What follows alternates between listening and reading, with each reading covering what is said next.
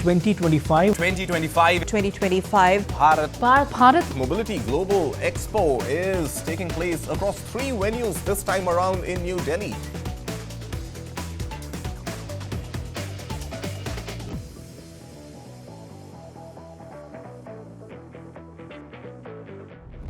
2025 started off with a bang, barely even 2 weeks into the year, and we saw one of the biggest auto expos this side of the world has seen. With almost 1 million visitors across 3 venues over 6 days, the second edition of the Bharat Mobility Expo gave a big platform for the industry to showcase their work and their plans for the future. With so many vehicle launches and reveals to keep track of, we bring you 5 car launches that will be extremely influential and point towards the direction the industry is taking in the next few years. Welcome to White Metal.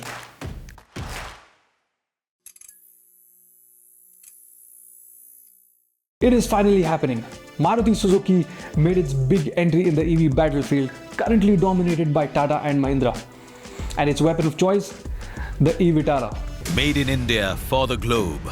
The all-new e-Vitara redefines what it means to be an advanced and sophisticated EV.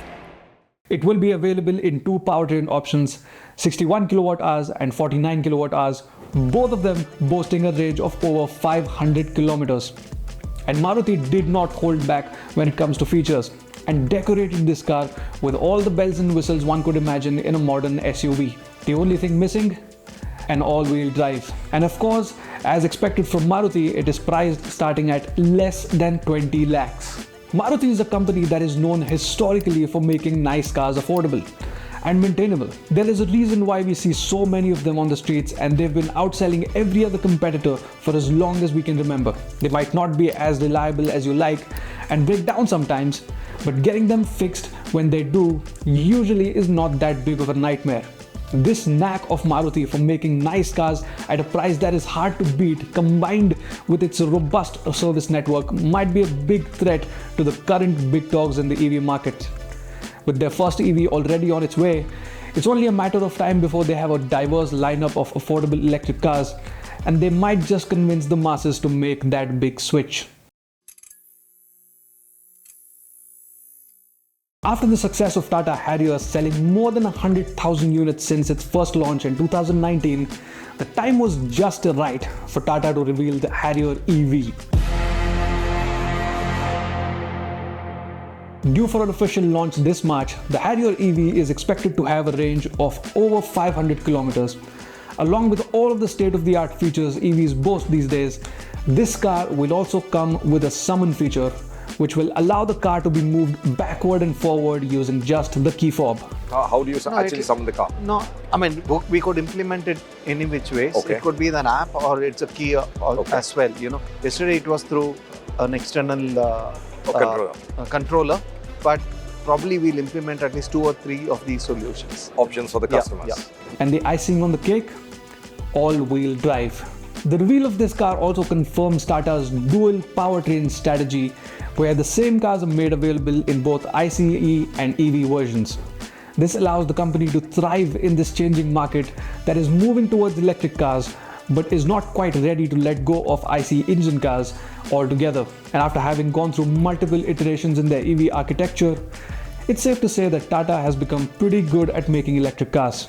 In fact, it's not just Tata that is putting their eggs in 2 baskets.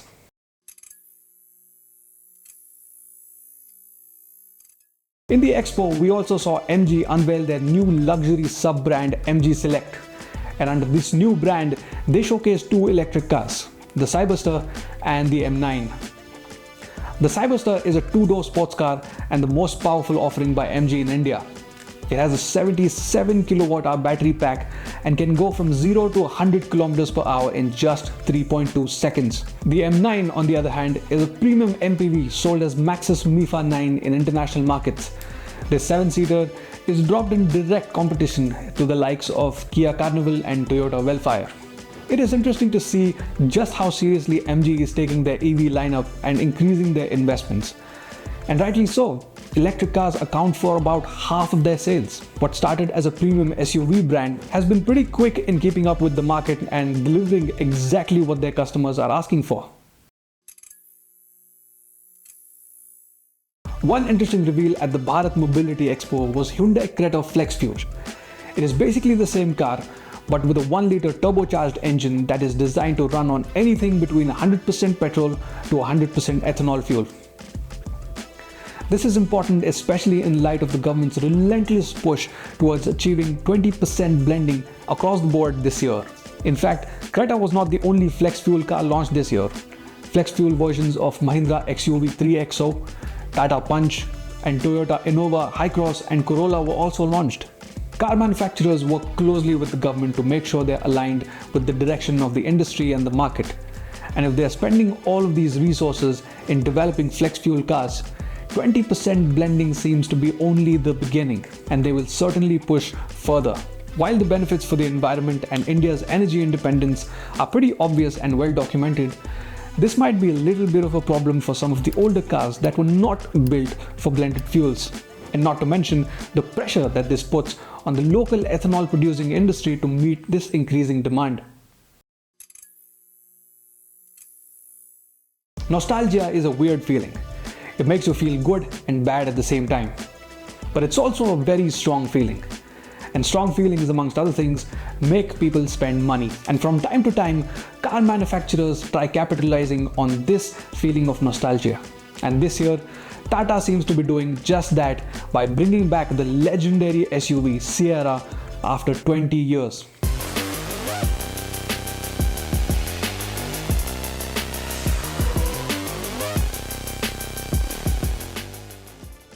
Although it's still a concept and hasn't been officially launched, it's only a matter of time before it goes into production after Tata figures out the little details.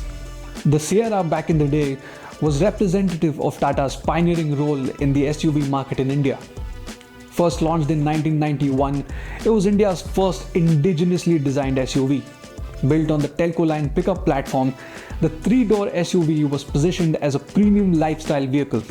Considered way ahead of its time in terms of the design language, it developed a cult following among car enthusiasts. And this new Sierra is just as unique, if not more. Expected to be available in a 1.5-liter turbocharged petrol engine or a 2-liter diesel engine, this 5-door SUV looks futuristic while retaining the soul of the original Sierra, especially the signature wraparound glass in the rear.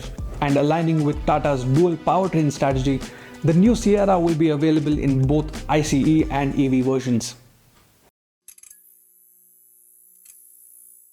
So what does all this tell us about where India's auto industry is heading? Let's break it down. First, the EV game is getting real. When Maruti jumps in, you know electric cars are ready for the mainstream. They are the kings of making good tech accessible to everyone. Second, smart companies aren't picking sides. They're making both regular and electric versions of the same car. It's like having a backup plan while still moving forward. Third, luxury EVs are coming in hot. MG's moves show that there is serious money to be made in premium electric cars in India. Fourth, the fuel story is changing big time. All these flex fuel launches, that's not just random. India's pushing hard to reduce oil imports. Your next car will probably run on a mixture of petrol and ethanol. How much? You never know. And finally, there is space for emotion in all of this. Tata bringing back the Sierra proves that even as we rush towards the future, we still love a good story from the past. The big picture? India's auto industry isn't just growing, it is transforming. We're not just following global trends anymore, we're creating our own playbook. Think about it. Affordable EVs, flex fuels, emotional connects. It's all uniquely Indian solutions for Indian needs. Pretty exciting times ahead, right? If you found these insights helpful, share this video with your car-loving friends. Let's get their thoughts on where they think this is all heading. Thank you for watching. If you like this video, give it a thumbs up and subscribe the channel for more content like this. See you in the next video.